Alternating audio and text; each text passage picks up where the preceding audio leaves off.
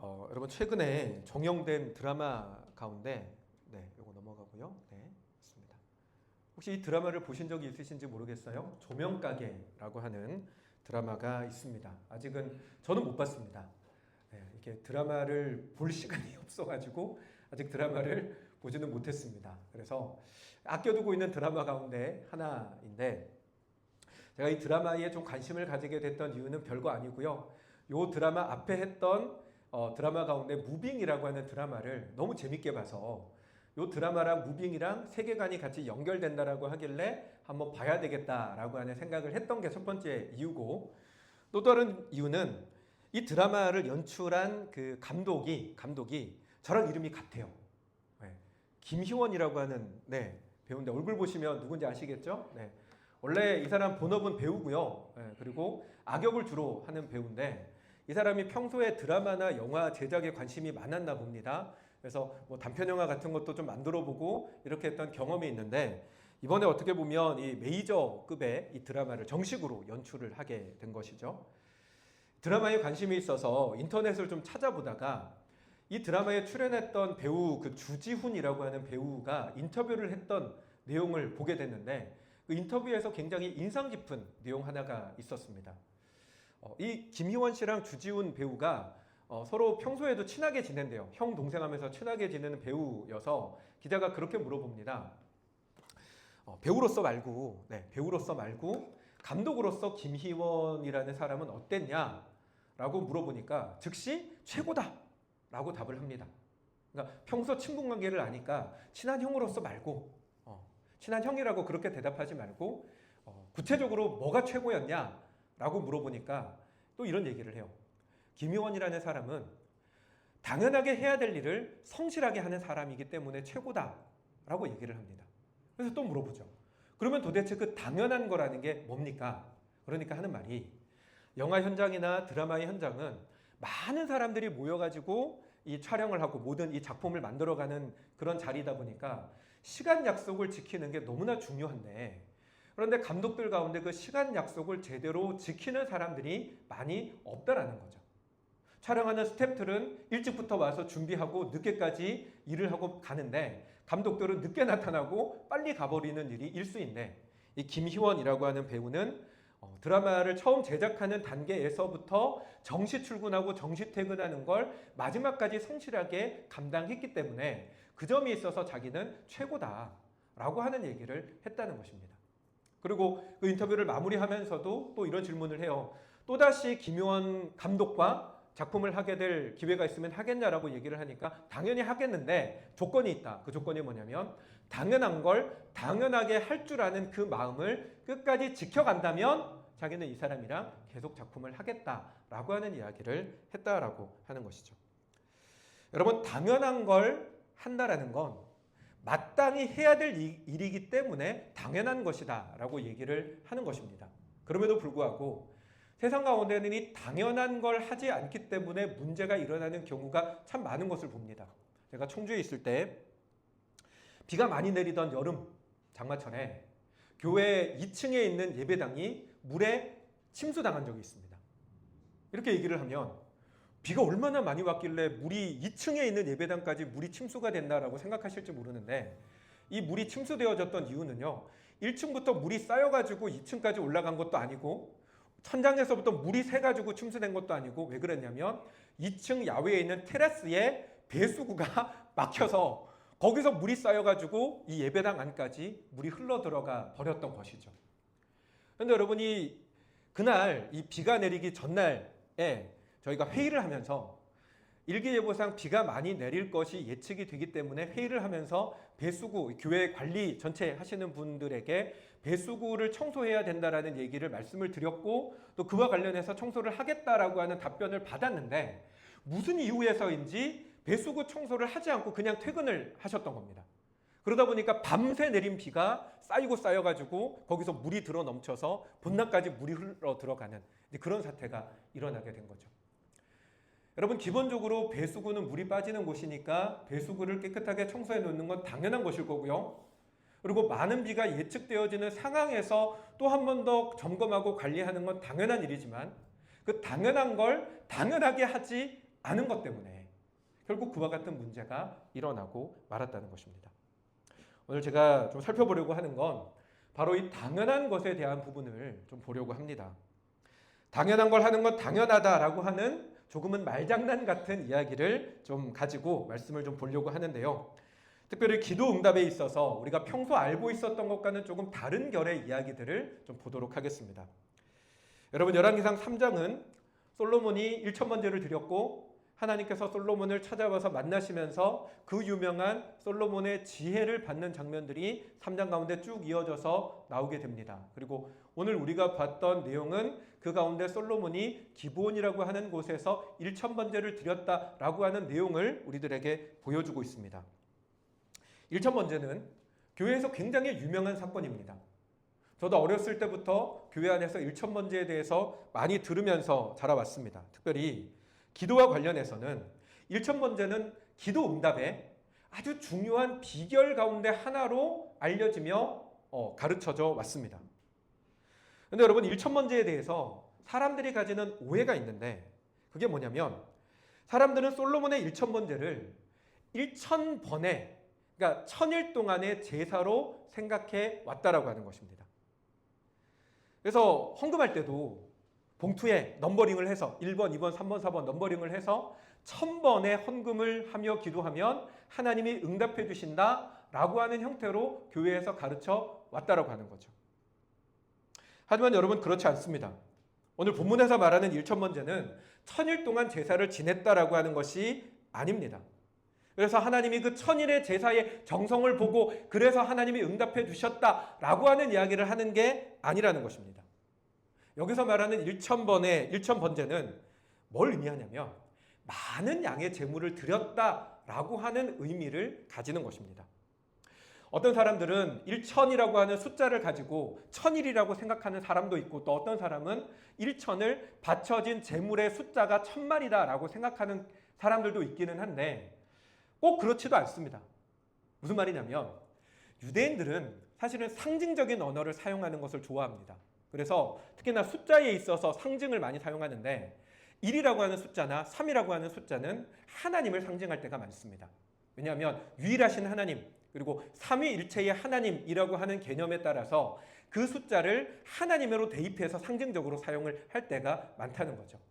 7이라고 하는 숫자도 하나님이 7일 동안에 세상을 창조하셨다라고 하는 의미를 담아서 일종의 완전수의 개념으로 이해하기도 합니다. 그렇기 때문에 1000이라고 하는 숫자도 숫자적으로 1000개를 의미하는 걸 수도 있지만 그러나 보다 더 성경에서 많이 사용되어지는 건 1000은 많다.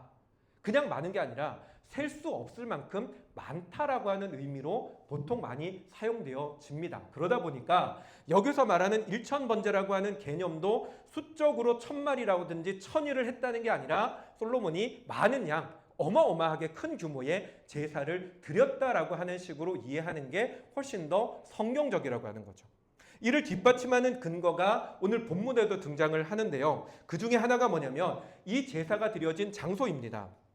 우리 아까도 말씀을 드렸지만 이에 왕이 제사하러 어디로 갔다고 합니까? 기브온에 가서 제사를 지냈다라고 하면서 기브온이라고 하는 장소를 특정지어서 이야기를 하고 있는데 왜 이 기브온이라고 하는 장소가 중요하냐면 이 기브온에는 뭐가 있냐면 회막이라고 하는 것이 있었습니다. 네, 요거 넘어가고 회막, 성막이라고도 불리는 거죠.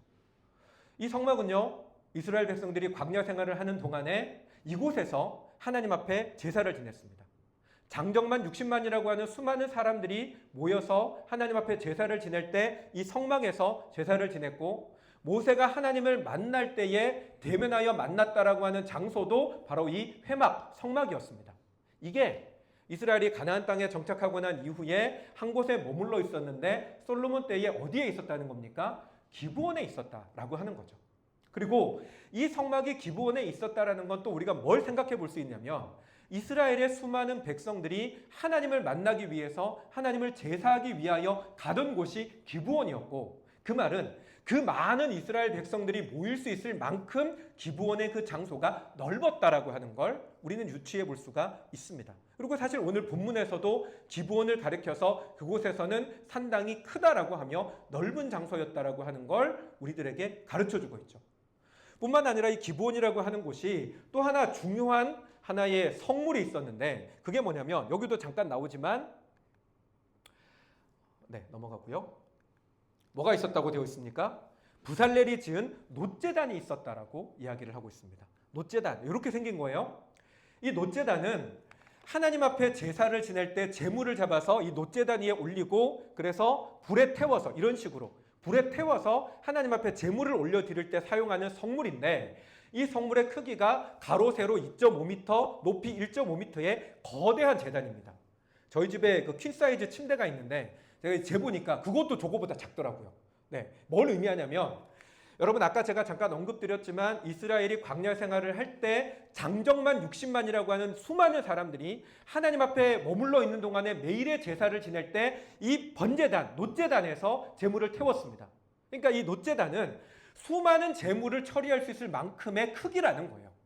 그래서 기본이라고 하는 넓은 장소와 이 거대한 놋제단을 통해서 뒷받침하는 건 솔로몬이 드렸던 일천 번제가 1000일 동안의 제사가 아니라 한 번의 제사를 드리는데 물론 많은 양을 드렸으니까 그게 하루만은 아니었겠죠. 며칠의 시간이 걸렸겠지만 그 한 번의 제사를 통해서 하나님 일천 번제를 드렸다. 이제 그런 개념으로 우리가 이해를 하는 게 맞다라고 하는 것입니다.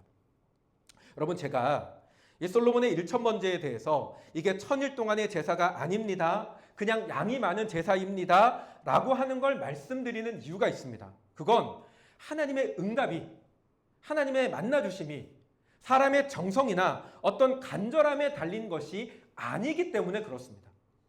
과거에는 일천번제를 1000일이라고 하는 개념으로 이야기하거나 양이 많았다라고 하는 식으로 이야기를 강조를 하면서 하나님에 대한 오해가 생겼습니다.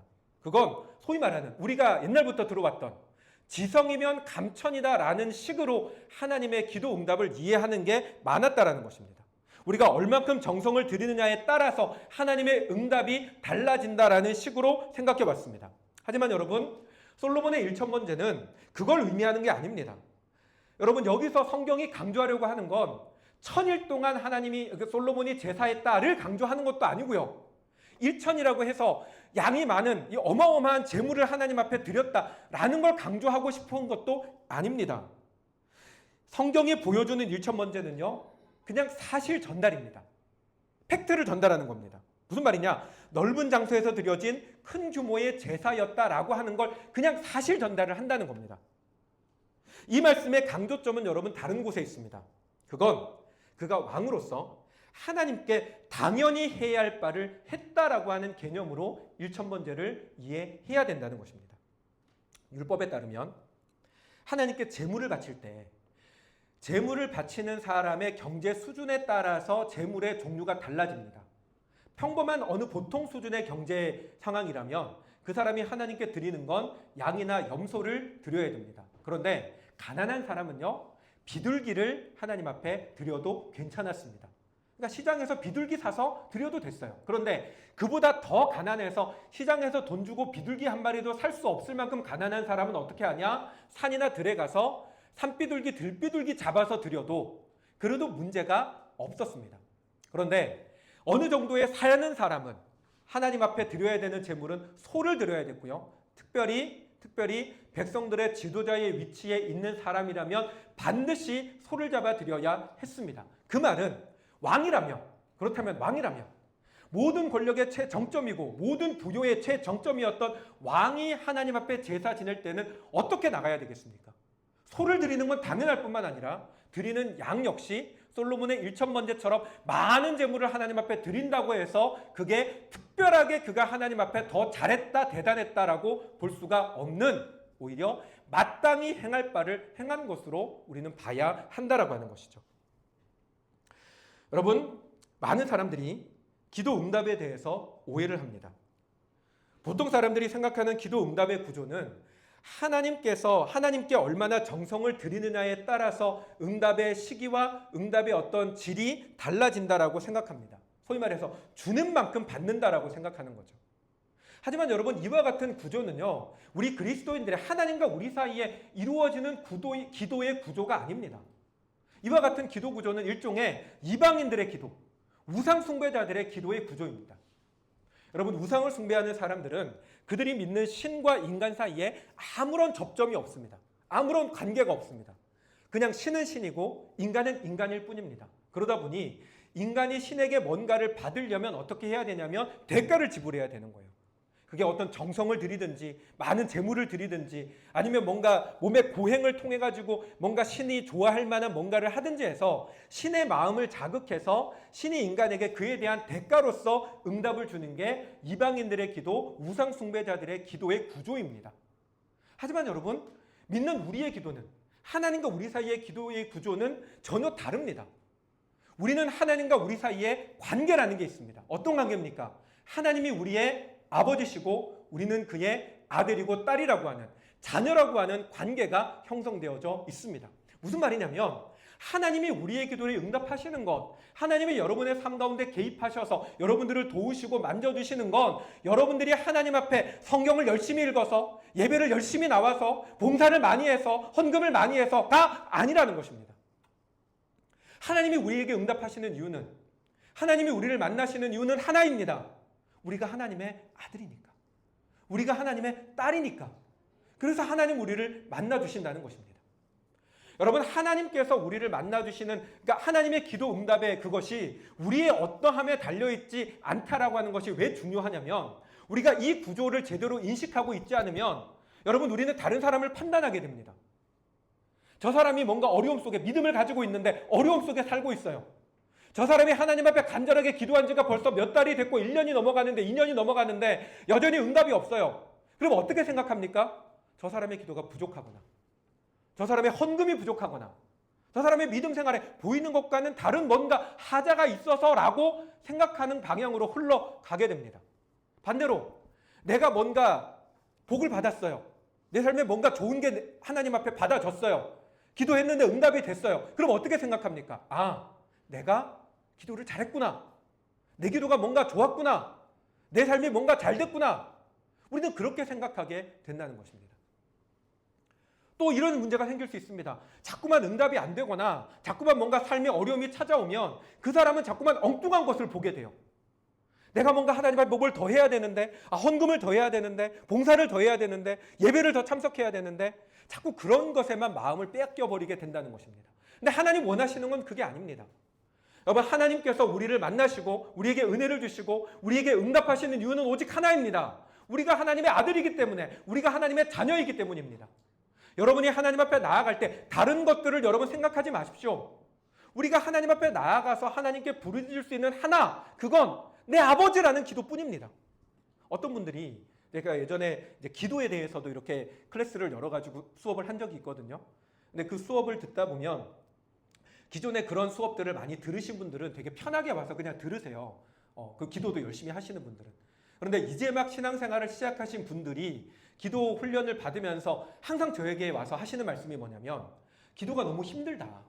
어떻게 해야 될지 모르겠다. 라고 이제 물어보십니다. 근데 여러분, 사실 여러분들도 기도를 해보셔서 아시겠지만 기도에 있어서 딱히 정해진 방법은 없습니다.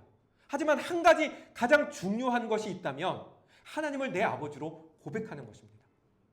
하나님을 내 아버지로 부를 때 그 부름에 하나님이 응답하십니다. 그러므로 사랑하는 여러분, 여러분 가운데 하나님을 향한 간절함이 있다면, 기도 응답에 대한 간절함이 있다면 여러분 더 간절하게 하나님을 아버지로 부르며 하나님을 아들과 딸로서 하나님 앞에 나아가는 저와 여러분이 되시기 바랍니다. 여러분, 주님께서 이렇게 말씀하셨습니다. 너희 중에 누가 아들이, 같이 읽을까요? 너희 중에 누가 아들이 떡을 달라 하는데 돌을 주며 생선을 달라 하는데 뱀을 줄 사람이 있겠느냐? 너희가 악한 자라도 좋은 것으로 자식에게 줄 알거든 하물며 하늘에 계신 너희 아버지께서 구하는 자에게 좋은 것으로 주시지 않겠느냐? 아멘. 이 말씀을 여러분 꼭 기억하시기 바랍니다. 무슨 말입니까? 너희가 아버지를 부르며 드리는 기도에 하나님 반드시 응답하신다는 것입니다.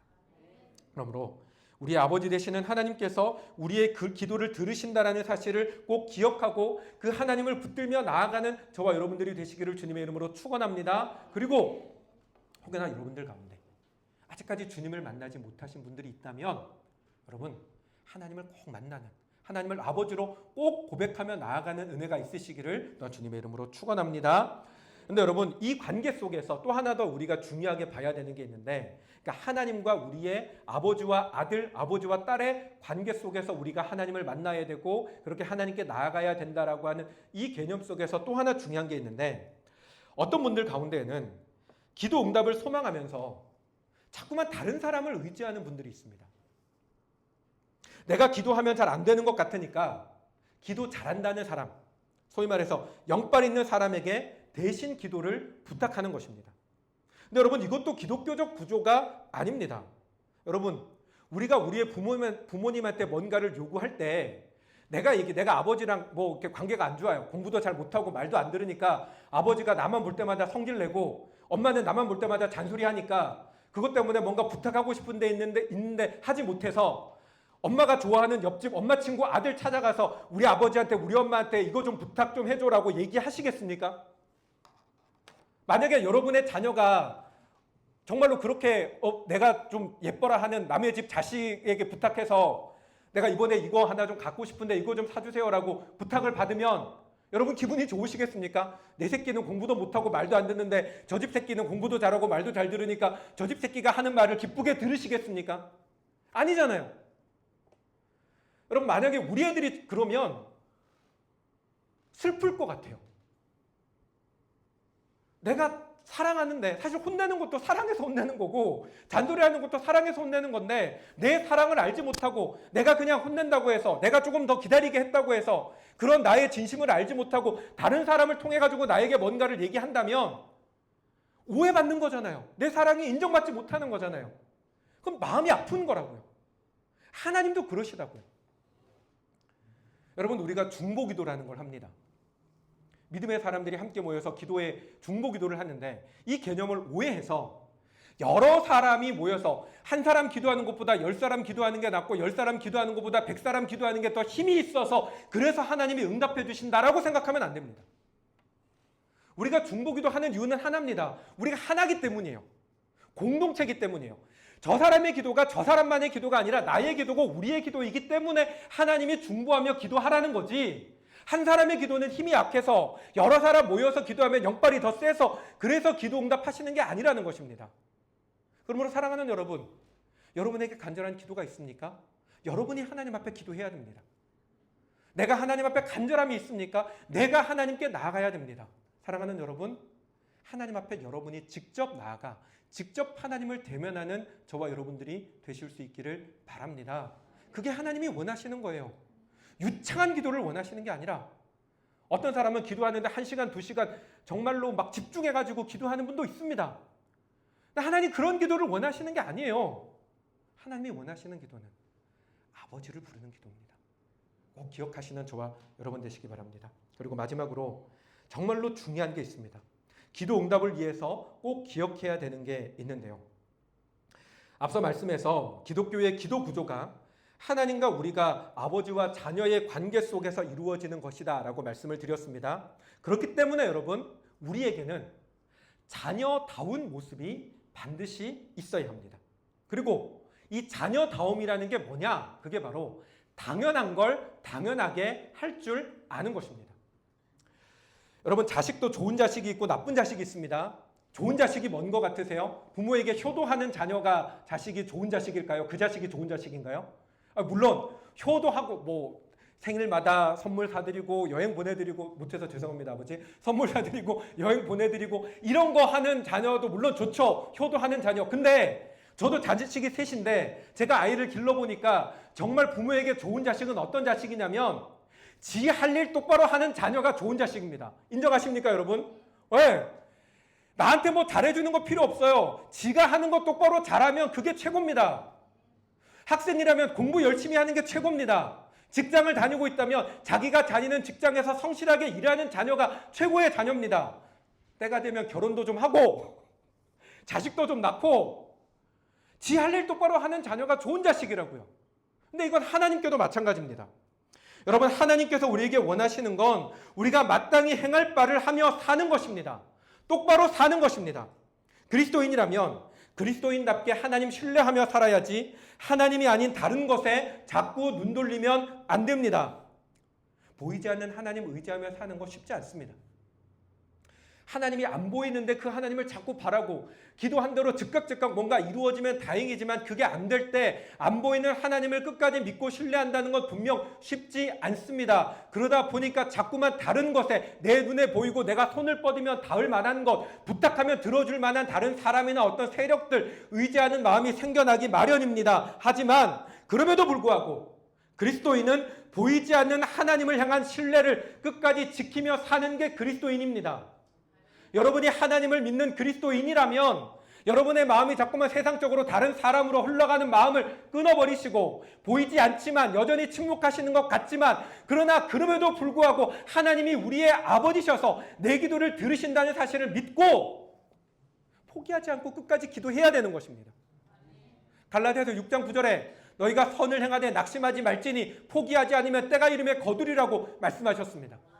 하나님이 선하시다는 것, 내 아버지라는 것, 내 기도를 들으신다는 걸 믿고 포기하지 않고 끝까지 하나님 신뢰하며 기도하는 게 그리스도인이 마땅히 해야 할 바라는 것입니다. 여러분 또한 믿음의 길을 걷기 시작했다면 말씀이 이끄는 대로 살아야 합니다. 그래야지 마냥 세상적인 가치와 이전의 삶을 아무렇지도 않게 반복하며 살아가면 안 됩니다. 여러분 우리는 이미 그리스도인입니다. 세상에 대하여 믿기 전의 삶에서 완전히 끊어지고 새로워진 사람들입니다. 새술은 새 부대에 담으라고 합니다. 여러분 그리스도인은요 이전과 다른 사람입니다. 우리는 정말로 다르게 살아야 합니다. 그게 성도답게 하나님 자녀답게 사는 것입니다. 또한 여러분 성도로서 똑바로 산다는 건 예배를 포함한 믿음 생활을 똑바로 한다는 걸 의미합니다. 여러분 우리는 예배에 집중하고 기도에 게으르지 말아야 합니다. 우리 교회가요 라이트하우스 양산이 교회의 어떤 여러 가지 상황 때문에 우리는 일주일에 한 번만 모여서 예배를 하고 있습니다. 한 번의 예배이기 때문에 여러분 더 귀합니다. 한 번의 예배이기 때문에 우리는 예배에 더 힘을 내야 합니다. 세상 일에 바쁘게 살아가는 것 당연합니다. 바쁘게 살아야 합니다. 하지만 적어도 토요일은 주일을 준비하며 우리의 몸과 마음을 하나님 앞에 정돈하며 나와야 됩니다. 분주한 것 정리하고 번잡한 마음을 하나님 앞에 내어놓고 기도로 준비를 해야 합니다. 사랑하는 여러분, 바쁘게 살다가 정신없이 살다가 시간 됐네 그러고 예배의 자리로 나오는 삶이 아니라 하나님 앞에 드려지는 예배의 시간을 정확하게 기억하고 여러분의 몸도 마음도 준비하며 나오는 저와 여러분들이 되시기 바랍니다. 이렇게 하라고 말씀드리는 건 아니지만 옛날에 우리 믿음의 선배들은 하나님 앞에 나아갈 때 어떻게 했습니까? 전날부터 주일날 예배 드릴 때 입을 옷을 다리미로 해서 다 다려가지고 반듯하게 해서 걸어놓고 심지어는 하나님께 드릴 헌금도 어떻게 합니까? 다리미, 새 돈을 준비 못하면 다리미로 헌금할 돈 다려서 빳빳하게 만들어서 헌금했잖아요. 요즘은 온라인으로 하니까 뭐 그럴 일은 없겠지만 또 그렇다고 여러분들이 다림질 안 된 옷을 입고 온다고 제가 검사해가지고 돌아가세요라고 안 하니까 그런 걱정은 안 하시더라도 준비되어진 예배, 몸과 마음이 준비되어진 예배로 하나님 앞에 나오는 것이 예배를 그렇게 소중하게 생각하는 것이 성도의 마땅히 할 바라고 하는 것입니다. 계속 말씀드리지만 헌금에 대한 부분도 마찬가지예요. 여러분 하나님이 허락하시는 한 헌금은 정직하게 해야 합니다. 하나님이 허락하신 형편 속에서 마음을 담아 정직하게 하는 헌금을 하나님이 기뻐하시지만 잘 들으세요. 억지로 하거나 요금 내듯 하는 헌금 하나님 기뻐하지 않으십니다. 이 말이 헌금 강요하는 말 절대 아니에요. 무슨 말이냐면 여러분들의 마음에 불편함과 어려움이 있음에도 드리는 헌금을 하나님도 기뻐하지 않으신다고요. 하나님이 여러분에게 허락하신 환경 속에서 형편 속에서 할 수 있는 만큼 기쁘게 하는 헌금, 그 돈이 적을지라도 하나님 기쁘게 크게 받으시지 억지로 마음의 불편함과 부담감을 가지고 억지로 하는 헌금은 하나님도 그렇게 기뻐하지 않으신다는 것입니다. 여러분의 자녀가 여러분한테 하는 거를 생각해 보시면 금방 이해가 되실 거예요. 이 녀석 용돈 받는 거 뻔한데 그 용돈 뻔한 것 가운데 선물을 큰 거를 해줬어요. 근데 얘 표정이 별로 안 좋아. 엄마한테 혼나거나 뭔가 그래가지고 나한테 선물하는 거면 그거 받고 기뻐하는 부모는 없습니다. 여러분 헌금에 있어서도 우리는 하나님이 기뻐하시는 헌금을 해야 합니다. 그리고 마지막으로 여러분 우리는 성도 간에 서로 사랑해야 됩니다. 그리고 세상 사람들에게도 사랑을 베풀며 살아야 합니다. 이 말씀을, 이 문장을 기억하시기 바랍니다. 세상적 사랑은, 따라해 볼까요? 세상적 사랑은 감정이 시켜서 하지만 성도의 사랑은 말씀이 시켜서 한다. 다시요. 세상적 사랑은 감정이 시켜서 하지만 성도의 사랑은 말씀이 시켜서 한다. 말씀이 시키기에, 하나님이 말씀하셨기에 우리는 믿음의 사람들을 사랑해야 하고, 때로는 나를 힘들게 하고 아프게 하고 하나님을 알지 못하는 사람도 사랑하기 위해서 애쓰며 살아야 하는 것입니다.